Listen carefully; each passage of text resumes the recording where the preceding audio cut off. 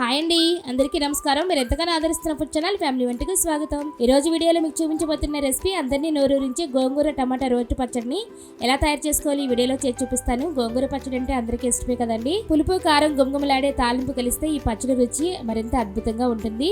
వేడివేడి అన్నంలో ఈ పచ్చడి తింటే ప్రతి ముద్ద అమృతంలా అనిపిస్తుంది. మీరు కూడా నేను ఎలా చేశానో చూసి మీరు తప్పకుండా ట్రై చేయండి. ఈ గోంగూరలో సహజంగా ఉండే విటమిన్లు, ఐరన్, ఫైబర్ వంటి పోషకాలు శరీరానికి ఉపయోగపడతాయండి. రుచితో పాటు మంచి పోషకాలు కూడా అందించే గోంగూర అండి ఇది. తప్పకుండా ట్రై చేయండి. మరి ఇంకెందుకు ఆలస్యం, అందరికీ నచ్చే ఈ గోంగూర టమాటా రోటి పచ్చడిని తయారు చేసేద్దాం రండి.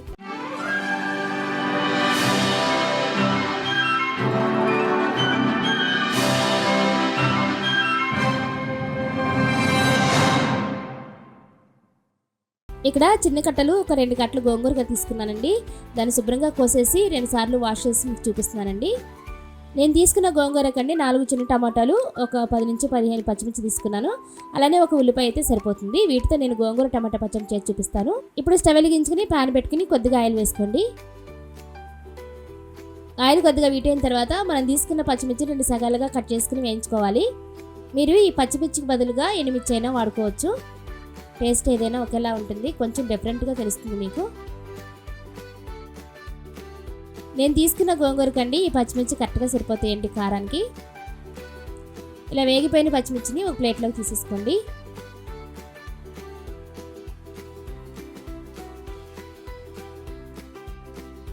ఇప్పుడు అదే ప్యాన్లోనికి ముందు కొంచెమే వేసాం కదండి, ఇప్పుడు కొంచెం వేసుకోండి. ఇప్పుడు వేసుకున్న ఆయిల్ కొద్దిగా వేడైన తర్వాత మనం తీసుకున్న టమాటాలు సన్నగా ముక్కలు కరిగి వేసుకోండి. దీన్ని కూడా అటు ఇటు తిప్పుకుంటూ ఫ్రై చేసుకుంటూ ఒక 5 నిమిషాల పాటు మూత పెట్టి మగ్గించుకోండి. ఒకేసారి కనుక మనం గోంగూర వేసేస్తే కనుక ఆ వాటర్లో ఈ టమాటా బాగా సరిగ్గా ఉడకదండి. అందుకని ఆయిల్లోనే కొద్దిగా ఫ్రై చేసుకున్న తర్వాతనే గోంగూర వేసుకోవాలి. ఇప్పుడు ఒకసారి మూత తీసేసి టమాటాలన్నీ ఒకసారి కలుపుకోండి. కొంచెం మగ్గిన తర్వాతనే గోంగూర వేసుకోవాలండి, అప్పుడే రుచి బాగుంటుంది. ఇప్పుడు మనం కడిగిపెట్టిన గోంగూర అంతా కూడా ఇందులోకి వేసుకుని మూత పెట్టేసేయండి, మగ్గుతుంది.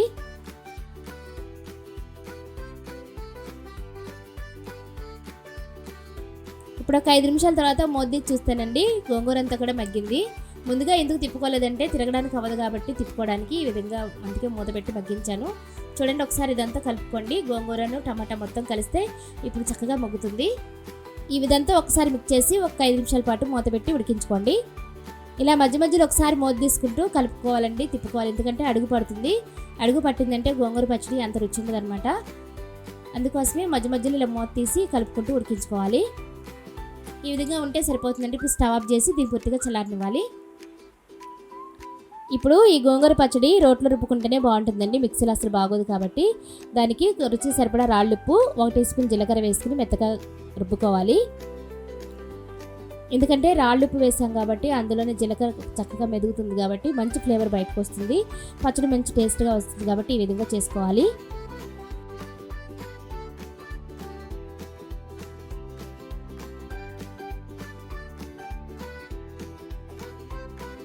చూసారు కదండి, కచ్చాపచ్చాక ఈ విధంగా దంచుకోవాలి. ఇప్పుడు ఇందులోనికి ముందుగా వేయించి పెట్టుకున్న పచ్చిమిర్చి ముక్కలు వేసుకోవాలి. ఇవి కూడా మెత్తగా దంచుకోవాలి. ఇవి తొందరగానే నలిగిపోతాయండి, ఎక్కువ టైం పట్టదు. ఎందుకంటే ముందుగా మనం రాళ్ళుప్పు వేసాం కాబట్టి ఆ గరుకుకి తొందరగానే మెదిగిపోతుంది.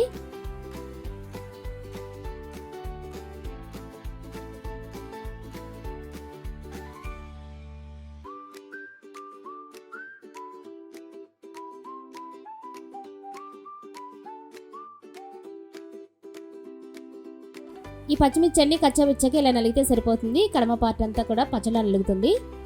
ఇప్పుడు ఇందులోనికి ఒక 5-6 వెల్లుల్లి రెమ్మలు వేసుకోండి. ఇవి కూడా కచ్చాపచ్చగా దంచుకోండి. వెల్లుల్లి రెమ్మల ఫ్లేవర్ చాలా బాగుంటుందండి, ఖచ్చితంగా వెల్లుల్లి వేసుకోవాలి.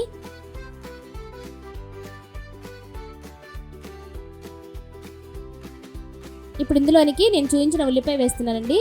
తర్వాత వేస్తే కనుక సరిగ్గా నలగదు కాబట్టి ముందే వేస్తున్నాను. ముక్కలుగా కట్ చేసి వేసుకునే కంటే ఇలా ఉల్లిపాయగా వేసుకుంటేనే కచ్చాపచ్చాగా నలుగుతుంది. అప్పుడు తినేటప్పుడు అక్కడక్కడ తగులుతుంది కాబట్టి ఇలా వేసుకోండి.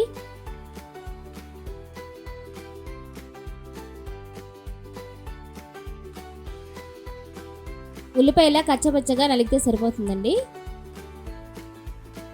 ఇప్పుడు ఇందులోనికి గోంగూర టమాటా కూడా వేసేసుకుందాం.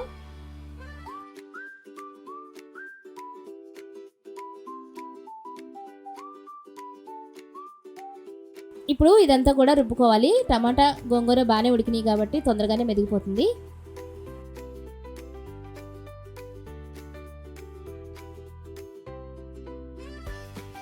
ఈ విధంగా పచ్చడి రుబ్బుకుంటున్నప్పుడే ఉప్పు సరిపోకపోతే వేసుకోండి. నాకైతే సరిపోయిందండి ఉప్పు కారం, నేను వేయడం లేదు. ఒకవేళ సరిపోకపోతే వేసుకోండి. చూసారు కదా, పచ్చడి అయితే చక్కగా మెదిగిపోయింది. ఇలా ఉంటే సరిపోతుంది.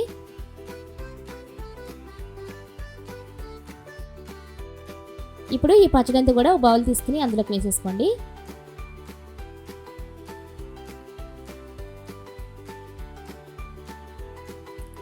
ఈ గోంగూర పచ్చడి రోట్లోని చేసుకుంటేనే రుచి చాలా బాగుంటుంది. అదే మిక్సీలో పడితే కనుక పేస్ట్ అయిపోతుంది, అంత రుచి అనిపించదు. కాబట్టి రోట్లోనే చేసుకోండి ఎప్పుడు చేసుకున్నా. ఇప్పుడు స్టవ్ వెలిగించుకుని ఒక ప్యాన్ పెట్టేసుకుని అందులోకి ఒక చిన్న కప్పు ఆయిల్ వేసుకోండి. ఆయిల్ కొద్దిగా వీటైన తర్వాత తాలింపు గింజలు, ఒక 1/2 టీ స్పూన్ జీలకర్ర, ఎందుకంటే చట్నీలో వేసాం కాబట్టి కొద్దిగా వేసుకోండి. అలానే కచ్చపచ్చగా దంచుకున్న వెల్లుల్లి రెమ్మలు ఒక 3 వేసుకోండి. వీటన్ని కూడా చిటిపెట్టలాడేంత వరకు కూడా ఫ్రై చేసుకోండి. ఇక తాలింపు కొద్దిగా వేగనివ్వండి, మరింత మాడిపోతే అసలు రుచి ఉండదండి. తాలింపు అసలు మాడిపోకుండా చూసుకోవాలి. ఇప్పుడు ఇందులోనికి ఒక 2 లేదా 3 ఎండుమిర్చి వేసుకోండి. ముందే వేస్తే మాడిపోతాయని వేయలేదండి. ఇవి కొద్దిగా వేగిన తర్వాత కొద్దిగా కరివేపాకు కూడా వేసి వేయించుకోండి.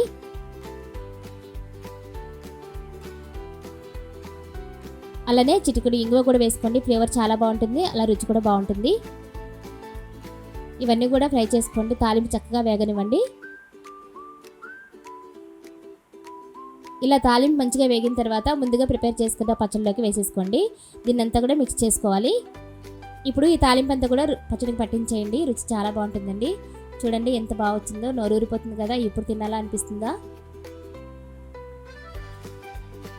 అంతేనండి, చూసారు కదా గోంగూర రోటి పచ్చడి ఎంత బాగా కుదిరిందో. వేడివేడి అన్నంలో వేసి తింటే కనుక రుచి చాలా బాగుంటుంది. మీరు కూడా తప్పకుండా ట్రై చేయండి. మీరు కూడా ఈ రెసిపీని ఒకసారి తప్పకుండా ట్రై చేసి మీ అభిప్రాయాన్ని కామెంట్లో చెప్పండి. ఈ వీడియో నచ్చితే ఒక లైక్ చేసి మీ ఫ్యామిలీ మెంబర్స్కి, ఫ్రెండ్స్కి షేర్ చేయండి. ఇంకా ఇలాంటి టేస్టీ సాంప్రదాయిక వంటకాల కోసం మా ఛానల్ సబ్స్క్రైబ్ చేసుకోండి. బెల్ ఐకాన్ క్లిక్ చేయండి, ఎందుకంటే మా వీడియోస్ అన్ని మీకు నోటిఫికేషన్ ద్వారా వస్తాయి. మరో కొత్త టేస్టీ రెసిపీతో మళ్ళీ మీ ముందుంటాను. అంతవరకు సెలవు. Thank you for watching.